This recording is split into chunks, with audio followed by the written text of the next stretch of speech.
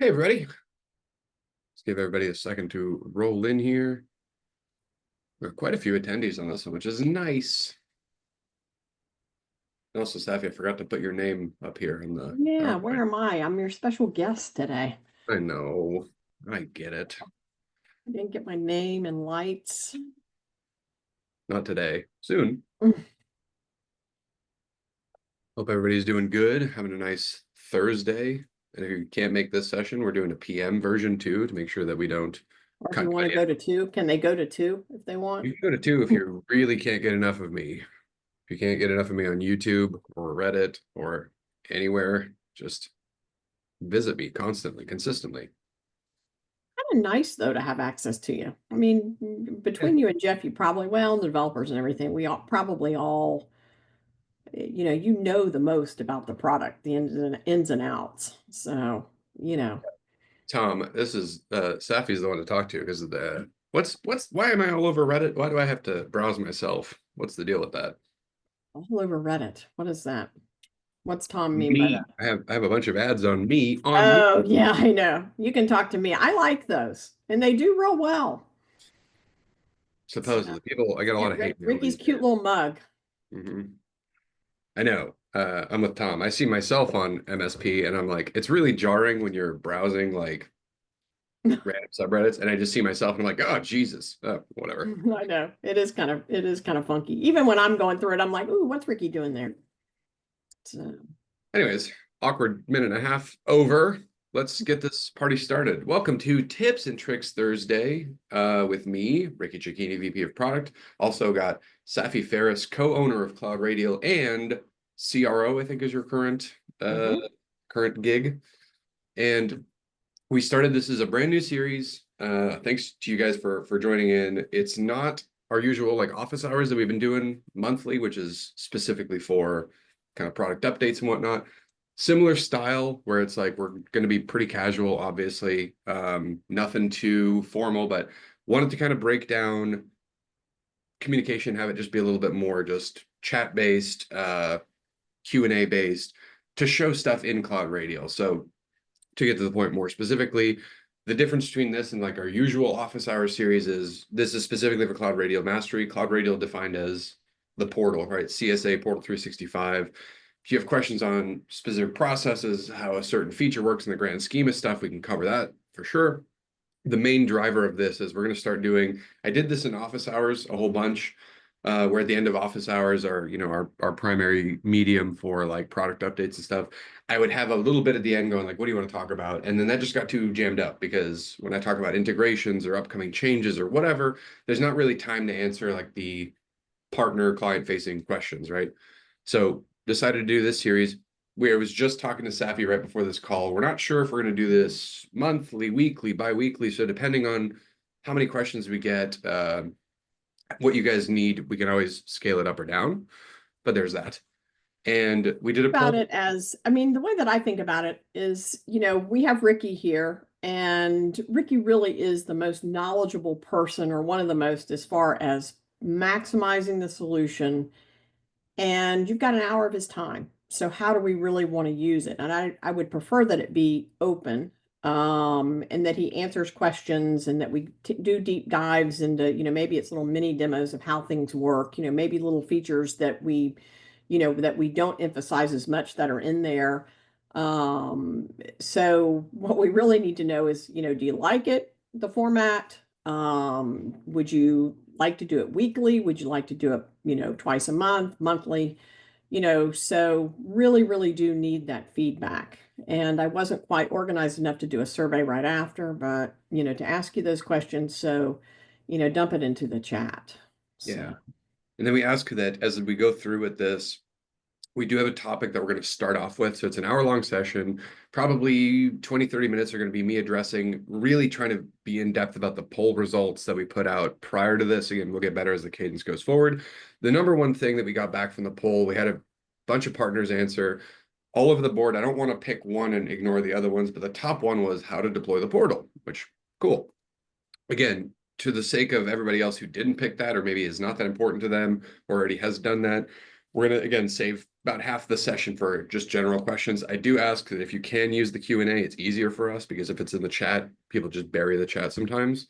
But that's about it. And then if it's kind of a product update, again, that's more for office hours. If it's like feature requests and or integration reviews, or I don't know, reviewing a bug, as fun as it is to watch product people struggle on live demos with bugs, I can't because I can't get into you guys as tenants. I'm not going to go into specifics, but I do have, again, a fairly loose format, like I said, where I'm going to be pulling up my own demo portal. We'll do like right here. Oh, Jesus, no, I won't because it keeps sliding away from me. Oh, no. Find it again. Maybe. See? Product people. Jesus. Anyways, I'm going to pull up my own product tenant, and then we can do stuff in here. So as we go through this, we're going to be able to rifle on through and kind of play around with any feature you guys want to make sure that we get kind of use cases down. So again, approvals in tickets to running a sales matrix. There's a couple of those questions that actually came through on that poll that I might want to address, but as you think of stuff, just fire it off. Yeah, but the first thing today, Ricky, is that they, I guess Slide PowerPoint. from that poll is that, people wanted to talk about, client adoption and getting their clients to use the portal. So let's just start there and, talk about that. Sure. Okay, so with adoption specifically, this question used to come up a lot. And again, I might kill the screen share, or at the very least have it show on my other webpage. That way we're not watching a random PowerPoint slide the entire time. So let's kill it for now. So when launching your portal, I kind of structured this in a couple different ways. There's kind of 5 key things we want to focus on for launching the portal. And the first thing that you want to make sure you do is kind of a mindset shift. And again, as part of this tips and tricks stuff, I'm going to try to be more purposeful and try to actually drop in everything from obviously spoken tips like this, but also some resources, because I think that adds the most value for you guys joining this stuff. But starting with the mindset shift, this is just a conversation. It's something that we talk about internally a lot, from being kind of a prisoner, like the aspect of like, do I need to use the portal? Like, ugh, it's a thing to do, versus it's cool because I don't have to wait on stuff, right? It's a big shift. We see a lot of MSPs come to us and they typically don't have not even the right mindset, but they don't really know how to approach it for their clients, because the benefit for a lot of MSPs is clear. So how do we actually get there? Well, again, establishing the expectation for yourselves kind of means knowing why you're coming to the portal, right? Again, a lot of partners come to the portal for, ticketing, onboarding efficiency. A lot of people come for like QBRs, trying to structure reports and whatnot. And then immediately focusing from your benefits to then what's in it for the client. And for the clients, it's a different set of things, right? So again, one of them is having to use the portal because you're trying to put them through forms, you're trying to put them through documentation or whatever. And the other one is getting them to self-service and whatnot. And there are 2 really big mindsets. Yeah, So the way that I don't mean to interrupt, but you know that I will. we're just I know. But the way to kind of think of it is, with CloudRadial, we're the portal, is that we're gonna bridge that gap between IT service delivery and customer success. And the portal comes to be a part of that. And I'm always big on the fact that you've got, as Ricky said, you've got to demonstrate clear value back to the client. And that is, of course, changing your mindset. And I think of it this way, is that ticketing, there's 2 pieces of ticketing, the client side and then also the tech side. And yes, everything that we're doing, we're working to help you work better with your clients. But thinking of it from the client perspective is that we're saving them time. If we can get them to use the portal, we're going to use the forms, we're going to use things to gather the information to end the back and forth. Again, to make it faster, speedier, and better for the client. So when you make this presentation to the client, I always think, look, Mr. Client, we're getting ready to roll out this new IT hub. It's, the next generation in IT portals, and it's going to put communication first, because that's what we believe in as your MSP, is this, communication and then also transparency. But this is going to be our shared space where we're going to work together. And so, you know, again, with the mindset, nobody wants a ticketing portal. We have said that from the very beginning. And so I would position it as this is your new IT hub. And then again, this is a place where we're going to work together. But it starts with demonstrating that value back to the client to get adoption.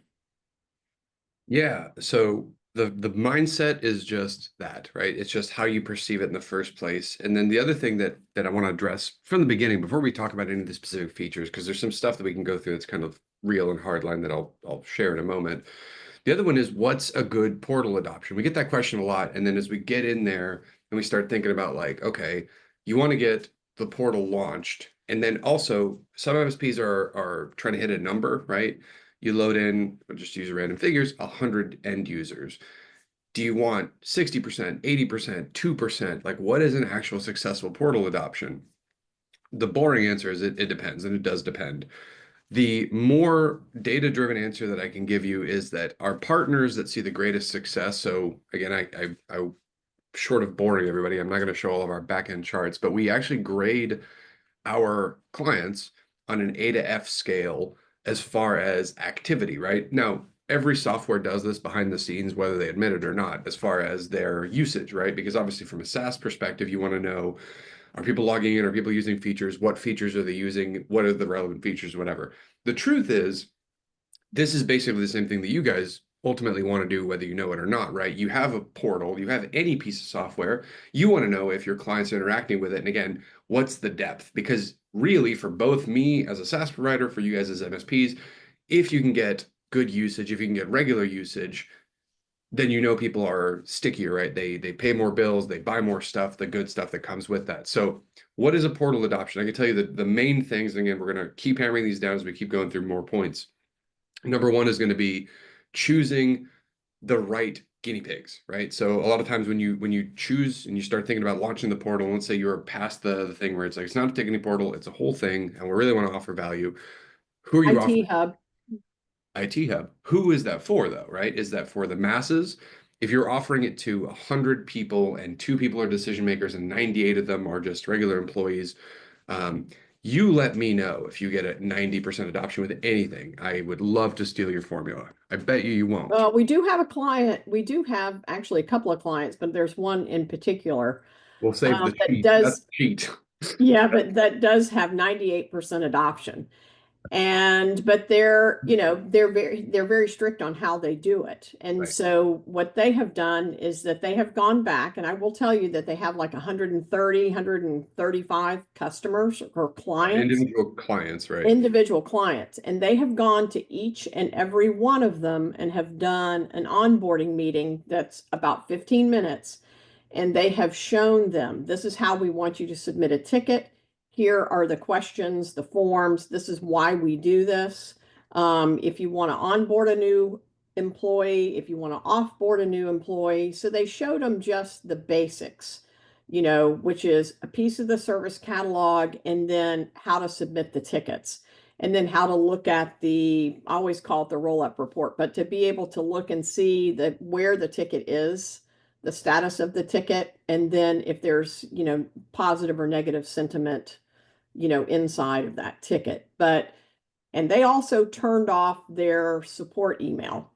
And any type of correspondence that they have, they'll push them back into the portal. But they do have 98% adoption.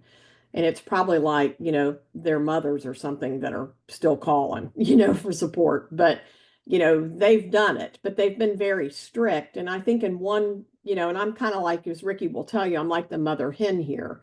I help run this business and I've run others. And, you've got to set up these expectations for your clients to make this change. Again, going back to the mindset, because if you want to scale, we're going to have to get them to adopt and you're going to have to be strict. I mean, it's a new world.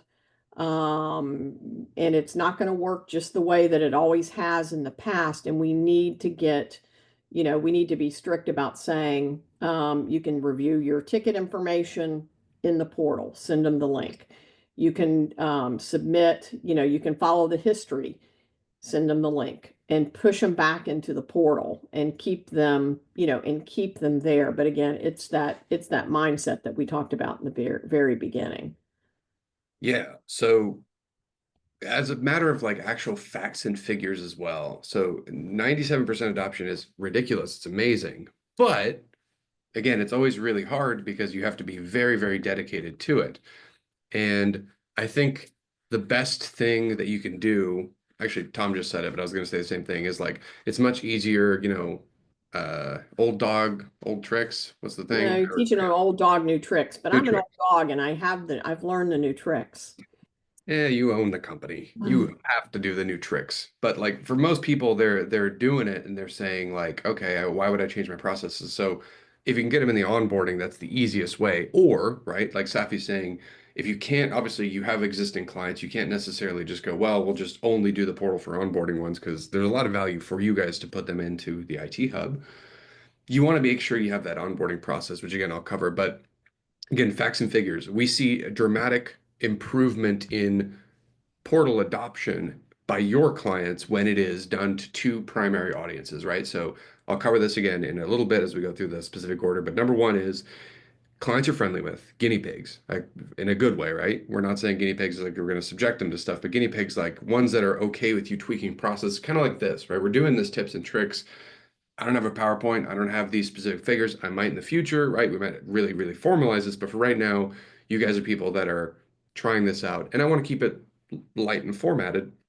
Same thing, right? When you pick a guinea pig client, it's one that you say, "Hey, I'm trying this new thing. It's got a bunch of benefits. Help me figure out what you like, what you don't like." So guinea pig clients, and then again, guinea pig users in those clients are the best. So people you have really good relationships.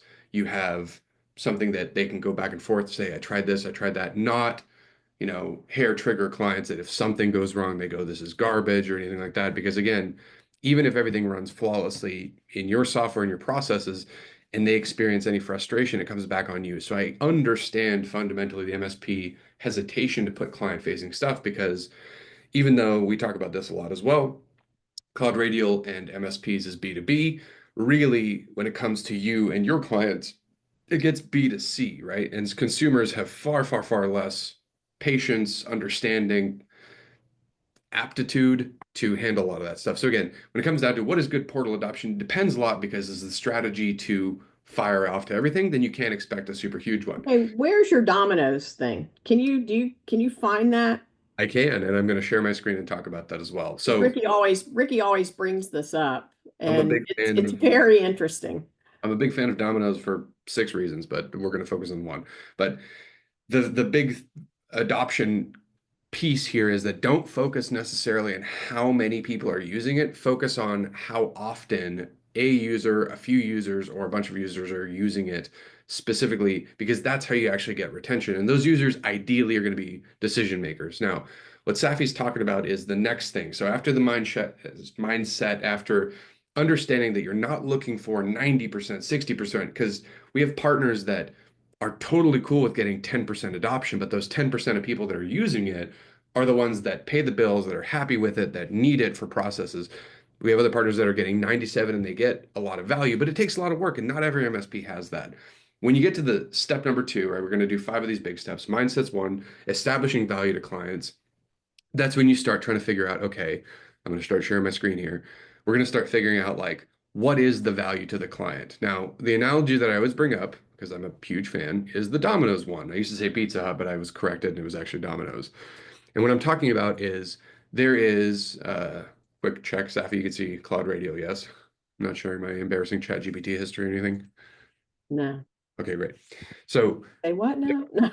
no, the Domino's thing is the shift and comparison that MSPs are facing in a world that is far, far, far moved forward, but similar to what pizza companies faced in the early 2000s, maybe even as far as 2010s. And I actually found an article on Best Buy, don't know why Best Buy cares, but sure, on Domino's ordering pizza. Now, this is very important to us, and even this article is kind of dated, right? It's from 2017, so I'm sure the figures have gone up. But the gist is, and I can share this out or we can talk about it, but Talks about pizza companies struggling super hard to get adoption in their digital platforms, right? And to save you guys having to read a bunch of text over me, the gist is that Domino's and other pizza companies were sick and tired of people calling them because when you call to order a pizza, it takes time from the employee. You can't hear, people are garbled over the phone, people mumble, whatever.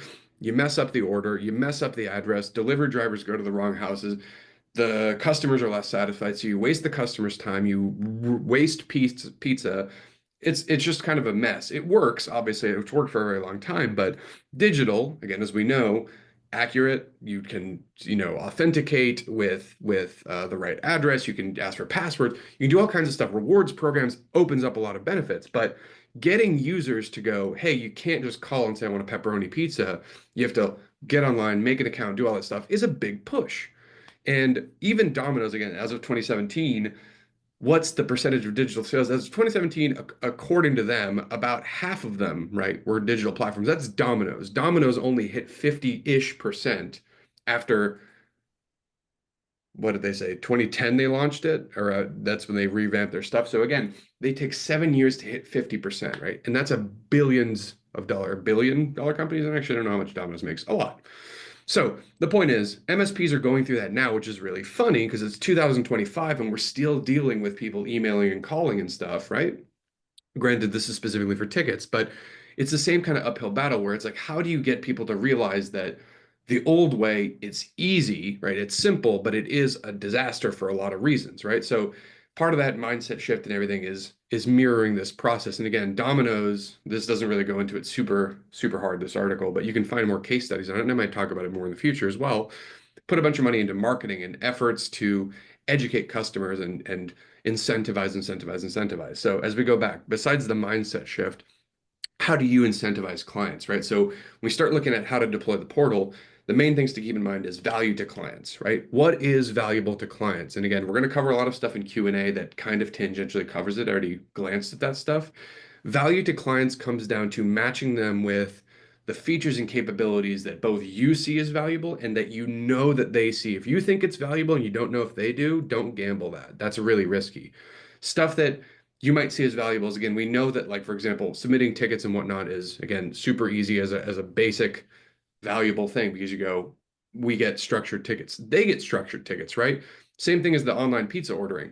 If I can get everything in one pass and everything's nice and clean and it comes through, I can resolve it, right? If I get all the pizza stuff in one pass and I can verify the address, I can deliver it better, it goes faster, it's fresher, all that stuff. Cool.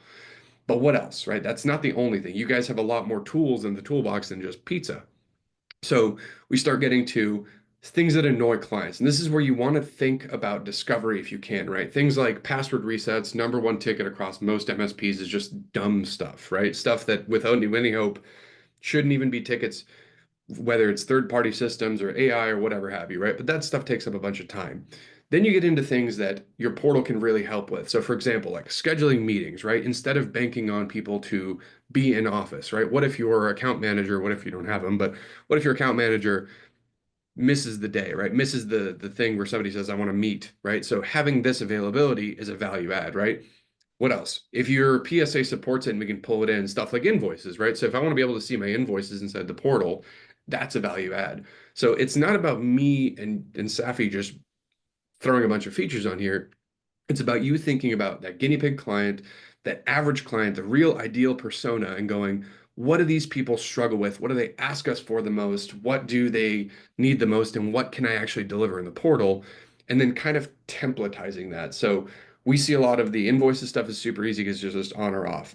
Another really big one besides the tickets, because obviously then there's a lot of benefits there, is like training, right? So if you have a bunch of training courses that you want to load in or you want to load for them, that's a pretty big value driver for them.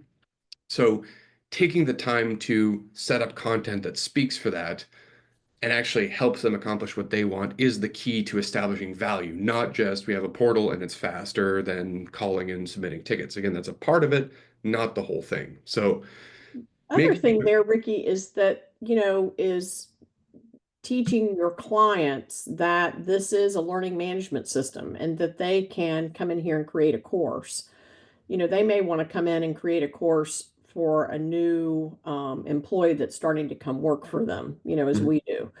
And, it's easy. I've done it. I've built a Teams course for us, years ago. And, it's very easy to do. And this is an application that you're actually handing to your client, Sure. that has a lot of value. Yeah, and even ourselves, right? So internally, we talk about this a lot. And again, this webinar is going to be for a lot of people that, either just started using it, or maybe it's a partners that have wanted to use it more, and they're just, again, asking the specific questions of how do I get past this hurdle? How do I maximize the efficiency of this feature, and so on and so forth. Internally, we kind of look at that as well and go, what features do people really want more knowledge on? How do we help them? So like something I'm playing with that will roll out soon, mostly for new partners, but obviously it can be used for existing ones, is I'm trying to help people understand kind of like a really straightforward, like this is what you must do. And if you do these things, right, you don't have to master every single thing in CloudRadial to have the right mindset and set the right value. Can we get the value here and as quick as possible? So I'm going to do a live demo of something really quickly. So this is going to be relevant to once you have the right mindset, once you know what creates value, and you obviously assume you can customize and you know how to do that, or do you know how to do that? Again, we'll look in a second. Then you have to start thinking about how do you actually deploy it and put it in front of clients, the actual like, do you send them an email? Do you call them? Do you set a meeting? So we're going to go through that in a second. But in this assessment that I've been working on with our own implementation team for adoption, right? We're going to just do test because I'm lazy and I can't think while speaking. We're going to add in a couple of the templated question sets that I did. And one of them is just like the basics, right? What I went through and I did is I went through and I added like one's for ticketing, one for reporting. I'm going to do one for QBR. So as this gets more and more mature, I'm going to add more and more of these and share them out with our partner base to help them understand the steps that we do internally for them. So I'll just do the basics. And like, for example, I'll do, I don't know, ticketing, right? It's just these two. So I've got these question sets and we're going to run this little assessment. It's going to tell us what to do in order to set the portal up as we go through it. So, right? So here's what we're looking for: the essentials, the basics, the launch prep, right? And then we can go by the specific features that you want to.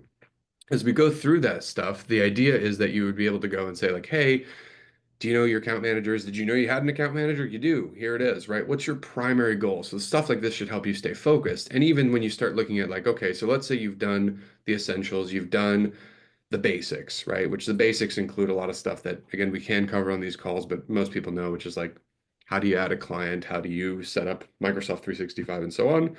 Then you go, have you chosen those guinea pigs?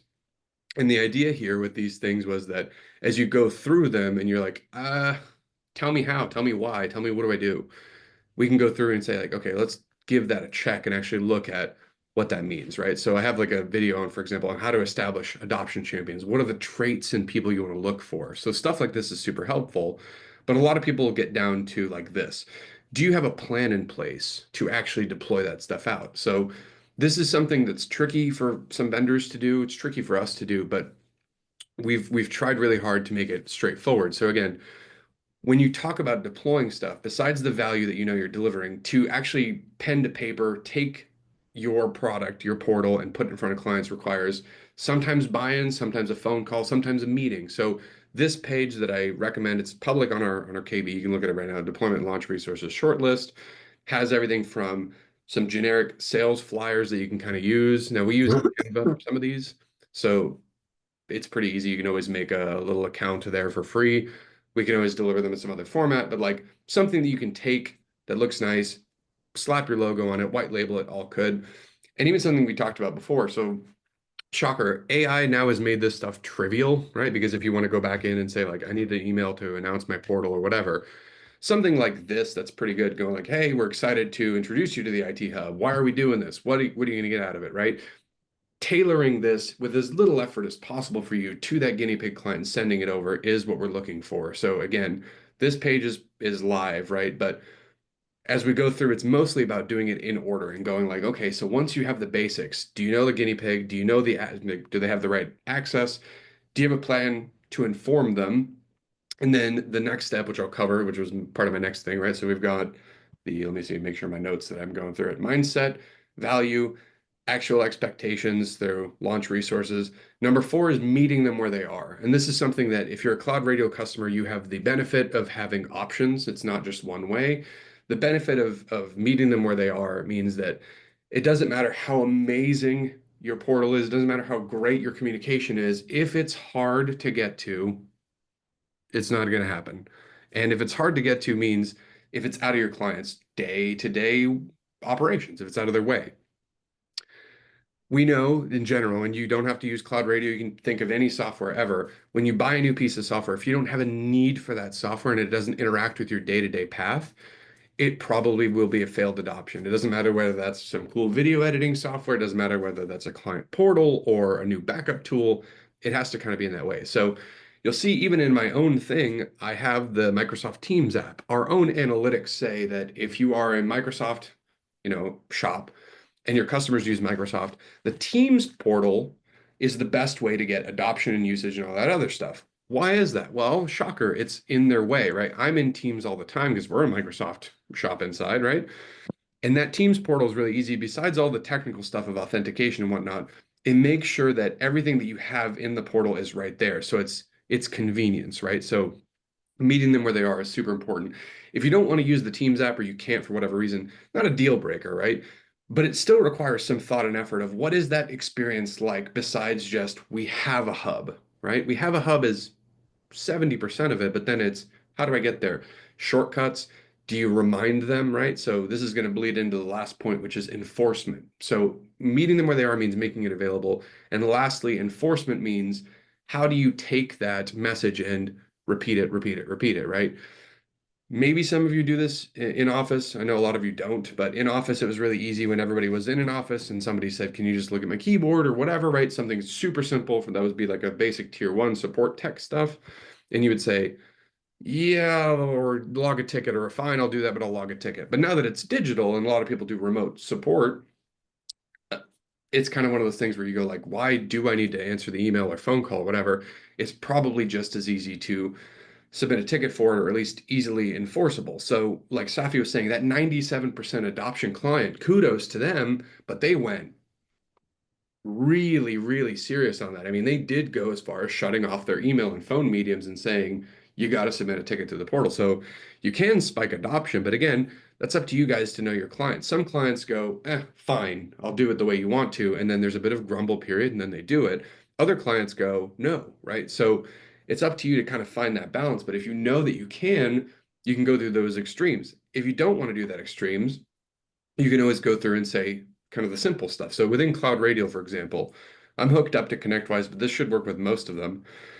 Under partner and settings at the very bottom, there's even a section here that says like ticket link for outbound emails, right? So this thing right here is going to be a code that you can put into your email templates. I recommend it.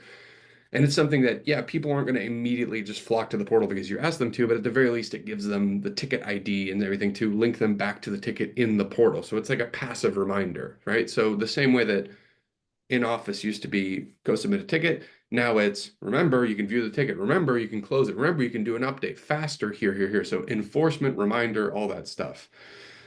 Communication is really important here. So again, whether that is as far as sending them reminders, having, business reviews or whatever, even in that email that we talked about, the best solution that we saw in this like launch prep that we've seen from the most successful partners is the most successful partners don't just send an email to their key clients and you go, good luck. They actually go as far as to say like, hey, we're going to talk through it for 15 minutes. We're not going to show you everything, just like I'm not showing you all the portal and all the features. I'm saying, here's the gist of what you can do. Here's guides. There's guides even inside of the deployment resources up here that talk about like how to use it and everything, right? So there is the gist of what they're looking for, and the specific questions are fine to come in as it comes. The other mistake I see a lot of people do when it comes to launch is trying to get the portal perfect before they launch. You don't know that. Don't bother building something that you think is perfect for clients because I promise you what you think you're building, if you think it's perfect, is probably different, at least somehow, to clients, if not you're way far off. So it's better to deliver small batches consistently than just here's everything you need perfectly. The workflows all work perfectly and they'll never break because they will. Yeah, it's always like Ricky, we had talked about before is, if you can put the things in the portal from the beginning to keep it simple. What is the password reset procedure for this company? Right. You tailor it around this company and you could create a knowledge base article there. about that. But keeping things simple, to me, it's like, let me show you how to submit a ticket. Let me show you how to onboard a new client or a new employee, or how to offboard a new employee, using the service catalog side. And then, it could even, you could later go into, software, hardware, and so forth from your service catalog if you wanted to. Think about it like from, AT&T standpoint. You just want to be able to get them in there and let them self-service a lot of things themselves without getting a tech involved if you can. Um, Ricky, there's a couple of questions, so I kind of want to interrupt you Yeah, let's get to and like the Q&A stuff for sure. get some of them. And I've kind of shot a couple of them down because I don't want to talk about updates and new features. This we'll do that in office hours for product updates. But and I don't mean to be on my broom riding around like a witch, but I want to keep this very, to be helped to support you to maximize the solution. So Ricky, one of the questions is, how do you assign the assessments to a particular client or user? Can you show that, demonstrate that? Sure. So for assessments specifically, they work a little bit different than content, but for the most part, they're not super different. The reason that they are different, so I'll pre-excuse myself, is because unlike any other piece of content where you publish it out from like the partner content area, we kind of have this top down to below. Assessments are kind of already broken off of every single like mass update thing. The reason we do it that way is because assessments are highly subjective and they change person to person. So with that disclaimer, now I'll actually explain how to do it. So when you go to build an assessment, the way we designed it was to actually drop in templates, right, from the partner content area. And this is something I talked about a lot. I'm going to minimize a lot of this noise. We can just focus on the one section. But when we talk about the actual assessment process, we built it in such a way that you could either do it modular or you can just do it whole hog. And what we have as examples that should be in your portal already are the whole hog examples. So you can see, for example, the complete onboarding assessment's 177. So again, totally cool to do it like this. You have all questions in one assessment and you fire it off. So the way that it's actually designed to work is when you go to add in a client, right? You have, in this case, I only have two, but I have these two companies in here. So we're going to go into test, go ahead and get into their company. And then you're designed to actually go in there under compliance and assessments and build it. So when you go to build an assessment in the actual assessment area and you add it, right? You can call this whatever. So this was the onboarding assessment. You can do it like this. That's onboarding assessment, right? As much as you want. Now you can run assessments as private, right? So this is useful if you want to run your own thing. It'll appear invisible for them. They won't even see it. Helpful if you're grading them and you just want to keep all the stuff individualized to the client. If you're sharing this with them and you want them to see it hit client visible, the status and recommended is just so you can actually show them that it's in progress or whatever. This is just labels. They're not going to affect any workflows or anything like that. But when you create this, you basically just created the shell, and the shell of the assessment is now waiting for you to tell it what questions to put in there. So again, we're going to bring those two concepts together. Those partner content ones, so when you have the templated question set, again, whether it's one huge set or just a bunch of siloed little ones, like I did in the example when I showed my own Jumpstart one, I have the frame, I click on the dots, I add in the templates, and whether I want to, again, slam one really big template in there and then just hit the drop down and go onboarding assessment questions, or whether I want to build a bunch of little ones like I did for my Jumpstart, I can. So the real trick to the assessments is what are you asking and how are you templating it, right? And if you have it in the templates, this should appear here. Now, again, for sake of time, I didn't publish out my stuff, so it's not appearing here, but it would actually look like this, right? I have the various Jumpstart assessments that I've loaded in on my own thing, and I have those as users. If you want to build templates of stuff, right? Because a lot of times what happens is MSPs will be working off a security framework or something like that is super common for compliance. And they want to make sure they can disseminate that back to all their clients. The easiest way to do it is to go into your own company, right? So you yourself are a company, you go into your own assessments, into your own templates, right? You're going to want to import your own template and send that back to content, which we can do on this call real quick. Where you can actually get the template. So there is a article on our website on our kbsupport.cloudradio.com called importing assessments. Here you go. That includes the blank Excel file that has the format that we're looking for, that talks about what each one of those things does. So much faster, in my opinion, and from field testing to do in Excel, upload it in there. But then what happens is you take your Excel file, you upload it in the templates, you can save that then to our global content area. So for example, this one I built inside of an assessment in Excel. I put it in there. When I'm good to go with that, I'm like, yep, this looks awesome. Save that to a folder. In this case, these are my folders inside of my content area. I'll stick it in my Jumpstart Basics one. Cool. And then now what happens is under content, I have Jumpstart Basics.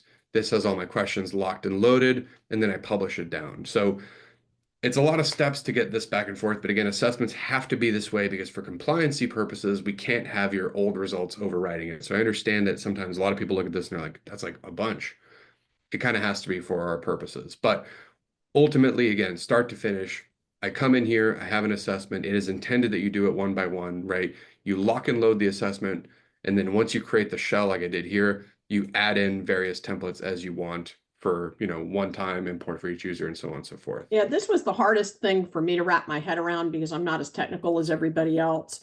But you have to go into the client and you have to build the shell. So now Mhm. I've got an onboarding, I've got, and I always name it for the company, ABC, electric assessment.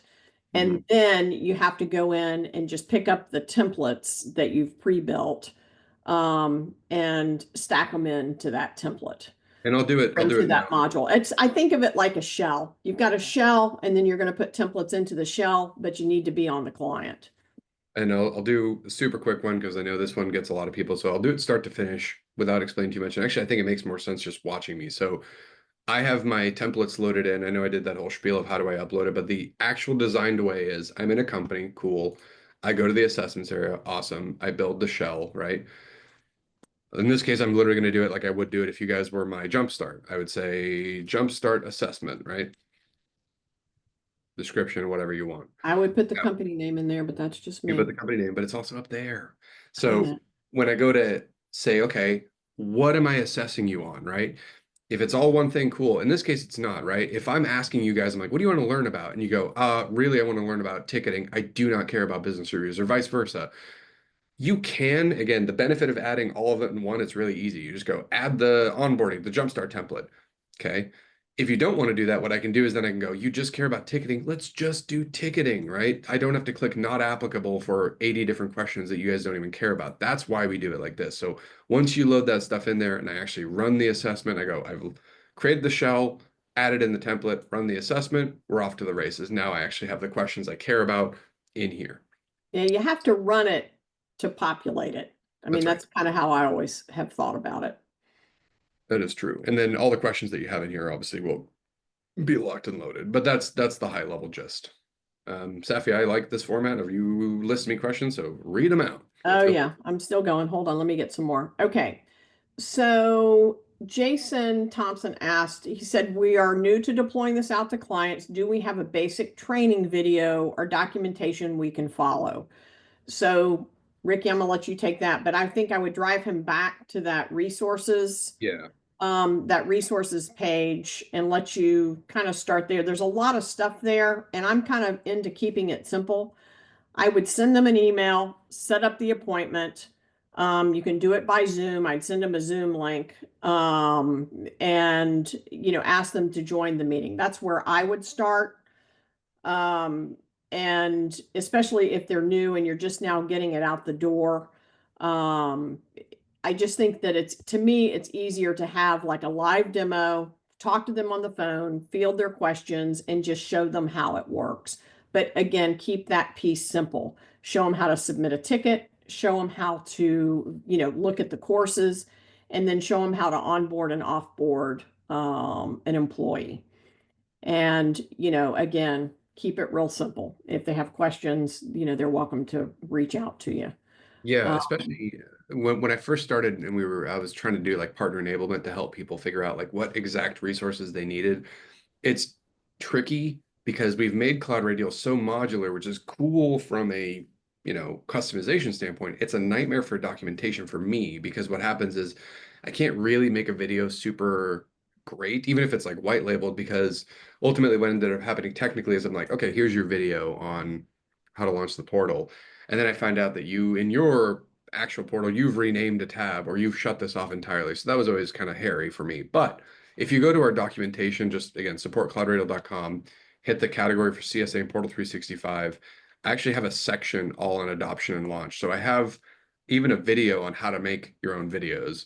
So it even talks about like if you're into video production specifically, there's something that I recommend there because I produce a bunch. They're not super high quality. I got kicked out of film school, so they're not super high quality, but at the very least, there's that. And then deployment and launch resources, the one we just looked at, that this has a bunch of those resources. So I think this is a pretty good start. And if you have feedback and you're looking for something that you think would be a killer, critical, whatever, let your account manager know. I'm usually happy to do that. And again, speaking frankly, like AI stuff has made writing these, producing these much, much faster. So what used to take us like, oh, how are we going to do that? Has become a lot easier. And I think that's a pretty good start that'll get you at least out the door with some. And if you get feedback from clients, again, let us know, and we're happy to work with you to figure out what we can make for the greater good. Okay, and then Jason also asked, with these assessments, going back to Mhm. the assessments piece, would the assessments sync with the PSA Connect Wires or IT Glue? And I know the answer to that one. It seems, his complaint is that it seems like, he's storing data across multiple platforms. So CloudRadial, the assessments pretty much stand on their own. You can, if you can get those things into into Excel formatting, you can pull them in. But we don't have a direct tie, do we, into ConnectWise or IT Glue to sync the assessment? No, because assessments, they get to the point where it's like, what does that really mean? Syncing the assessment over, right? I mean, is it the result of it? Because like these can generate like reports, but you have to pull them and then figure them out. So it's like, is it a matter of individual questions? And this is more, I'll answer this kind of more generally because I understand the point. I really do. There's some stuff that you go like, okay, so I don't know, when we're looking at an assessment, especially like a security one, and it's something that can be automated, it could be that IT Glue or another system goes, I know that so-and-so has MFA enabled, so for this assessment question, we can check it off or whatever. This isn't that, right? This doesn't do it that specifically, especially because ours are built generically, so you can do like, is there a lock on the server room? Like, that's a yes or no question. Somebody has to look with their eyeballs. Some of them may be like, is there the appropriate, I don't know, security policy applied to this Microsoft 365 group, right? In either case, we don't do it that deep. The only integration, which isn't really an integration, but it's helpful with these, is as an assessor were to go through them, each one of these can have routing sections connected to the PSA. So like again, if I looked at like, have you reviewed your problem report tickets? In theory, I could submit a ticket and that will go to ConnectWise and that would link it to the assessment thing and back and forth. So it would actually say like, yes, this did it. So if I do it, I think this will actually work. Let me double check it. So I go submit ticket, and then we should see a ticket number if I've actually set it up correctly. We'll see. Have I? Oh wait, no, I'm using a ghost user that's not in the PSA. We'll see if it works. Oh, it still worked. Impressive. So now it's linked to the PSA. So what happens is when I click on that, it'll actually take me to that ticket and it'll log it in. That's the closest thing to an integration I have, but I think the bigger question is, does it sync back and forth results with another system? No, it does not. As a final, like additional thing to that, because I want to offer this caveat to anybody, you know, again, CloudRadial is built to be modular, right? So if you have your own assessments and you want to run them in CloudRadial, absolutely fine, cool, happy to hear it. If you have third-party ones, you don't have to drop them in there. I urge you to use under compliance and nope, I'm already in the wrong tab. Where am I? No, not compliance and reports. I forgot how to use CloudRadial for a second. How embarrassing. Compliance and reports, building a report archive folder. Like this is super cool. You may already know about this, but like storing like your assessment reports um, from wherever, right? Is cool, doing all the neat stuff if you want to, but then just funneling stuff in here, right? So you have the folder that you've created under report archives, and every one of these folders has the email address. So you can even do these via API. But if the ultimate goal is not to do double data, which I totally get, either you're rocking a CloudRadial and keeping it in here and trying to funnel it out, or you're just taking a system that you really want to run compliance assessments in and just putting it in here for client facing. Okay, so the other thing, this is kind of jumping back into training, and I didn't remember if we could do this or not, but can we create groups inside of training or apps so that users only see what their group has access? Isn't that just in the roles? So you're talking about like, say I want to publish a bunch of training Yeah, to. I think it's like you want to give training to a specific group of employees. Mhm. So you could like, create a group of, say office managers. Say you've got 5 office managers and you want them to go through this training. Can you group courses and assign them by roles? I think is what he's asking. The easiest way to do that, in my opinion, and from what I've tried, is like when you go into content, right, and you're focusing, and I'll minimize these sections, when you're focusing specifically on courses, right? I'll show you 2 ways to do it, but I prefer you do it this way because I think it's easier to control at a high level. You've got a content package of courses, right? It could be one course, 50 courses, doesn't really matter, but you want it inside of one folder. So we're going to make a fictitious one right now. Content type, courses. Let's say these are my admin user courses or medical or marketing people, whatever have you. Right here, right? User groups. Who is that going to? Now, again, CloudRadial default comes with only two. Everyone in admin and user groups are created at the company level. But if you have set up the user group, especially if you've gotten into advanced stuff like type mapping, right? And you've got your types, your user types from your PSA being directly mapped into CloudRadial, so you're not having to mess around with the user groups. And let's say you do have a marketing thing, right? We're going to actually change this to marketing user courses. Then from here, you can go marketing users. So this is the most effective and efficient way I've found. So what this logic says is I got a folder. It's called marketing user courses. It's going to marketing tagged users in all companies or even specific. So you can really mess around with the triggers if you really want to. But now when you create this and you push it out, you know that you're having courses that only appear to users that match that. You can see that even in my sample tenant, this is a brand new tenant. I made this a couple days ago just because I was trying to play around with some new features, but in general, it's like the default behavior is everyone and then usually all, but you can certainly play around with it and then that will get you the best thing. If you need to go more specific, and this is a little bit more time intensive, I don't like it because it's a lot of clicks, but you can do it this way too. If you're in an individual company and you don't want to do it from the partner global area, you can build a course directly inside of the courses area. And even here, even though you're building an individual course, there's still the option to say, which user group does this go to? So if you've got the user group built in, that's fine. Again, building it in content is going to give you a lot more quick switchability. It's a lot faster. So I prefer that way. Those are my 2 cents. Okay, and then I'm going to kind of go back into a couple of other things. Sure. So is there a way in the drop down questions in a form? Yep. Okay, so think about the drop down question. Mhm. Um, is there a way to make that dynamic?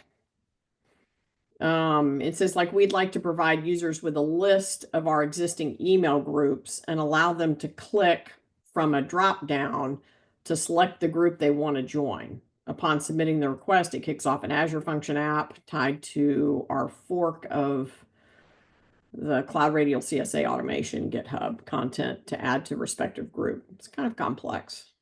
It is That was complex. Tom. That was I, Tom Hughes, I was like, Tom, a power user. Tom's got the cool stuff. So everybody who's like hates technicality, plug your ears.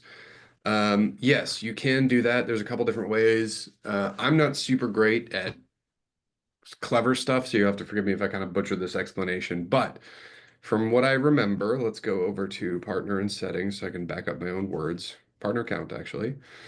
And we're going to go to, where is it? The API developer portal. I think this is just developers.cloudradial.com. So here's like my long-winded way of saying this is how I've seen others do it. There may be even better ways to do that from here on. But we don't have a super great API. Obviously, I talked about that at the very end of the year. Last year, about our plans to build this up. But one of the things that we do have is playing with the token APIs. Now, why this is interesting is because to the dynamic form. So let's say we're inside of CloudRadial and you want to do that cool thing with that form, right? So if you want to have the emails appear, I need to know where the emails are coming from. So what do I do? So I can build the form. I'll just do my generic 1, 2, 3s for the floofy stuff. And then I want to have a list, right? I want to have a drop-down list right here, multi-choice. Where is that choice coming from? So obviously I can do the choices manually, right? Choice one, choice two, whatever, choice. But I could also easily do a thing called at email list with a token. CloudRadial is going to be looking for the variable, right? The token at email list. Where is that being populated from? Well, if you have that email being populated from a token that you populate via API, so you grab your email, you have that spinning up and feeding it, then CloudRadial will pick that up and populate it. That is the easiest way that I've found to kind of kick that dynamic stuff back and forth. That'll be a way you can, I think, update. And that way you're also not focusing on having to update the form itself. You can focus on updating your token, which is calling to whatever you're setting it up. So it's kind of a redirection, but that is probably the fastest way to get it set up. And again, the API for the tokens works pretty good. I've seen a lot of people use that successfully, and they do that exact use case where they say like, oh, I want to have like I don't know, security groups. And it's like, okay, where are we getting the security groups? And they figure out a way to pipe that into a CloudRadial list with tokens and with the API for that. Everyone else who Um, untechnical can unplug your ears now. And then Patrick Nichols asked, and I think we kind of addressed this, but he was talking about how, how people generally measuring, we talked about the portal adoption, the percentage of tickets that come through and so forth. And he said that they've had, they have a good adoption in their strategy meetings with the DMs, but they're also implementing a thread which will probably take over as the primary ticket source. Mhm. But they've embedded CloudRadial into that Teams app. So, what they're trying to, I think, trying to do is to see if the portal will be used more, but not sure how to measure it by inserting Teams in. So maybe more context needed for me. Well, not context, but like more back and forth on that one because like typically when I see people measuring usage, like there's a mix of people that want to measure like actual login activity, like kind of more SaaS. And then when people say usage, they want to say like, are they actually using the features, i.e., tickets is super common, sometimes training, right? Even like how many times they view the planner and stuff. So in regards to Is that inside the audit piece, Ricky? it is, but the audit piece is something that like we kind of use for troubleshooting. And what Safi's talking about is under partner and security, there's an audit trail log. So there's these two can be used for a rougher version of that, right? Where you can see in my case how many times I started a web session and what I kind of did with that session is not super clear, right? Because again, this is just saying like login activity detected by so and so. And mine looked like a disaster because I log in using my global admin, whatever. But that and the audit trail also show you how many people are doing stuff. But this can get really long. I mean, you can see that I'm the only one in here and I've already completed 1,000 actions. So it's like kind of a lot. But more specifically, like again, for the ticket stuff, because I've dealt with that a lot, like how do I track activity? The source thing is a good starter because a lot of times when you look at a ticket and you have the routing options on when you create the ticket, there's going to be a spot under show more PSA settings for the actual source, right? So a lot of times like your ConnectWise, your AutoTask, I think BMS, I believe most, if not all of our supported PSAs have a source option. So that way you tag it. And again, this is specifically for tickets, but that way you can discern and report on like this came from CloudRadial. It doesn't matter whether it was in Teams or web, it came from CloudRadial usage because that's how the ticket was submitted. Now, the general stuff that like is like actual web app analytics, if you're tracking that level, the best way I've seen that we integrate with, but it's not something that I know personally, is Mixpanel. Mixpanel is one that can actually send you specific stuff that can give you all the specific details, but that's enterprise level because it requires us passing them a bunch of data. We don't have a super great visibility on all of those just yet. I think one of the easier versions you can do if you're savvy with this, that's like a little bit less powerful but still pretty good, is under integrations under Google. Besides our Google Analytic or Google login, you can actually put in your Google Analytics account and have this tracked as if it were a web page, and that can give you some usability analytics on it for even down to, I believe it even down to the medium that they access. So whether that's Teams or web apps. So this might be a good start for you if you're looking for those. And then there's a couple of things in here. I went back, I've kind of looked at the questions and now I'm kind of going back into the chat. Mhm. But there's some great suggestions in here. So Patrick Nichols said on the enforcement side, kind of going back into the portal adoption thing. Sure. But he said on the enforcement side, we made sure to disable the built-in ConnectWise portal logins for all Uh, clients. and change the ticket email templates to point to the portal. I mean, that's like, an outstanding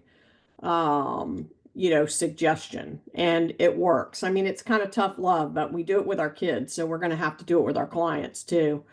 And then Bridget Newman said that one thing that assisted them with client adoption is the pay portal.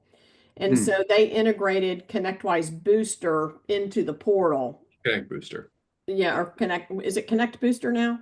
Let's say What ConnectWise Booster. what No, did I say? It's Connect Booster. Connect Booster. To allow their customers to pay their invoices online. So, that's another way to kind of push them into the portal. I'll show Uh, I'll show that real quick because if people are not familiar with what she's talking about, it's like for Connect Booster, if you have your invoices on, and this is our other demo kind of just pulled up under account and invoices, the Connect Booster option puts an SSO link to the payment portal up here at the top right. So the idea is that you go like, again, fundamentally, why do people use the portal? Support, training, blah, blah, blah. A lot of the bill payers want to pay their bills, want to see their bills and stuff. So the people that are decision makers. So the Connect Booster thing is really simple, but it's really nice because they go, I see the invoice, I want to pay it. You can't pay it through CloudRadial. We tend to stay away from that because we want, as of right now, I'll speak, I don't know in the future, but as of right now, we want nothing to do with PCI, credit card, security, blah, blah, blah. So what we do in lieu of that is at least SSO you into, like Connect Booster is a good example, take you right there. Mine's going to fail because I don't actually have Connect Booster, but right, it'll take you yeah, it straight does to the authentication there, so they don't have it. to re-log in, which is really nice. It's a nice experience, right? And you can also do that. There's a way to do that from the applications area too. You don't have to go down there. So if you build an application link up here and you have the integration for I want to say it's payment portal. I'll give that a shot real quick as well. I'm doing the live stuff on the calls. Don't judge me. This should open Connect Booster as well. It didn't. I forgot what it is, but there's a token I can find for that. But either way, it works. I can find the documentation real quick while you talk, Safi. Buy me time while I find the right Okay, answer. I'll buy you time. Okay, so what I'd like to know, because we're kind of coming to the wrap-up time, is if you like this format, um, and if what you would like to see if we did this weekly. And again, it's unstructured. But if we did this weekly, would you attend? I mean, I don't want to say think of it like support, but you can kind of think of it like support because you've got Ricky here and you can say, Capital. can you show me this as he's done several times? Prefer monthly, right now we're thinking of, Thursdays, and we'd have a set day, set time, and you can kind of pop in and pop out. So that was my buy you time, Ricky. I did it. I just figured out that I had to capitalize the P, but the payment portal thing works for Connect Booster as well. Now there's a bunch of feature requests that I have out there to integrate with other ones that we have to have more just due diligence for the payment vendors to make sure that we're actually secure with them. But either way, the experience works. I think that is a good overall for adoption's sake. What you're talking about there is just giving them another reason to use the portal, right? It's easier to access the thing when I'm already logged in, this SSOs and blah, blah, blah. So again, that actually speaks more to my fourth out of 5 points, which is meet them where they are. You're using CloudRadial, even then it's like we're fine with being a link library over to stuff. If it makes the user experience better, we're happy with that. Um, Um, Trying to think of anything else. I mean, we had kind of hoped to get into some of the other requests that you made, but we've got them. We'll probably be sending them out again. yeah, So that we can kind of vote them up. Today we started with the client adoption because we had, quite a few that had asked about this, but there were several others, and we could probably, set it up, like we did today, that we focus on one feature, and then kind of open it up. And if we have more time, and I had thought that we'd have more time so that we could kind of go into some other things and be more open. But so what oh, I'm seeing is, monthly would be good, weekly probably too much. So that's great feedback to have. And then we're also trying to do it in two different time zones so we can catch our friends in Australia and Europe. So you've got options to join that later one as well. yeah, or California, who regularly like I can't California, do a yeah. 7 a.m. webinar or Yeah, they 10. don't like that. Like I'm a central boy, I get it. But yeah, I think that I appreciate you guys sticking with me. I know it's a little rough because obviously I'm still trying to figure out timing, right? 30 minutes for one thing, maybe too much. Maybe I'll do 20, 40, right? But either way, I think the Q&A stuff's really cool. I like to talk about the logic. Obviously, if something is relevant, I say we're changing it for XYZ reason, I'm happy to do that. And then also those specific questions, what I'll do, for example, like the support ticket one, right?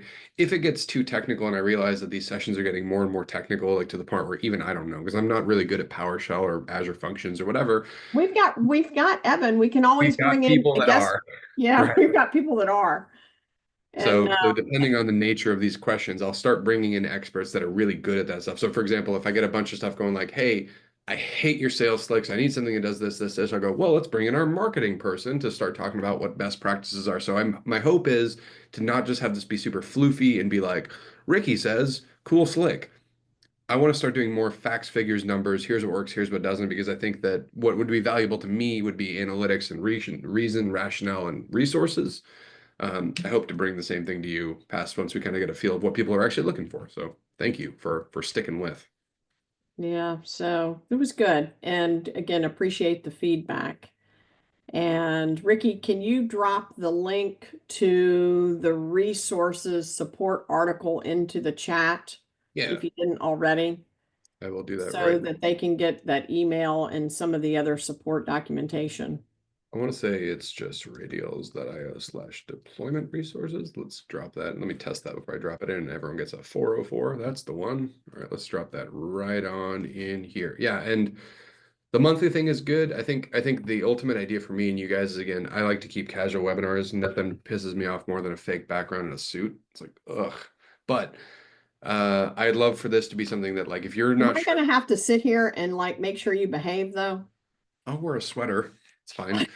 Hmm. Uh no, I was saying like if you have people, right? The ideal thing for this webinar is if you have people that are like, I'm not super sure, you've passed this on, they're not 100% understanding of how CloudRadial works, send them over to this webinar, right? Have them ask a few questions and then just we'll go from there, right? I'm happy to Yeah. talk to people as we do it. I And think the other thing to know is that you do have an account manager. We may have been kind of bad about telling you that you have an account manager, but you do have one.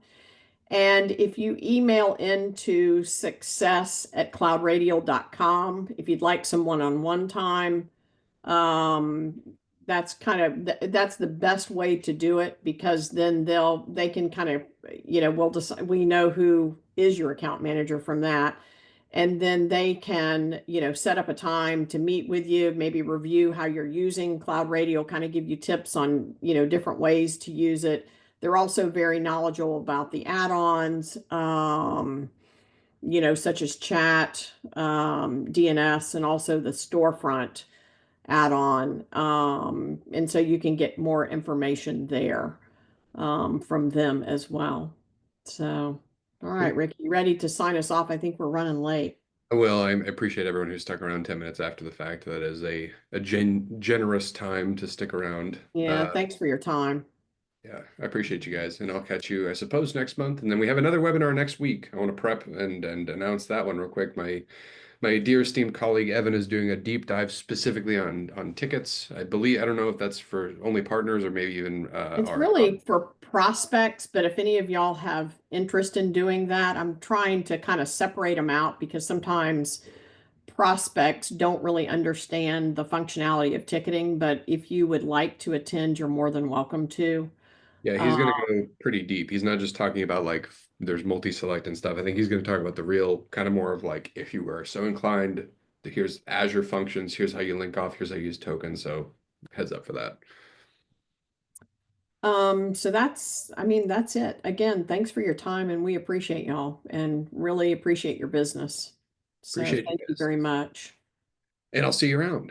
Have a good rest of your day. Thanks, guys.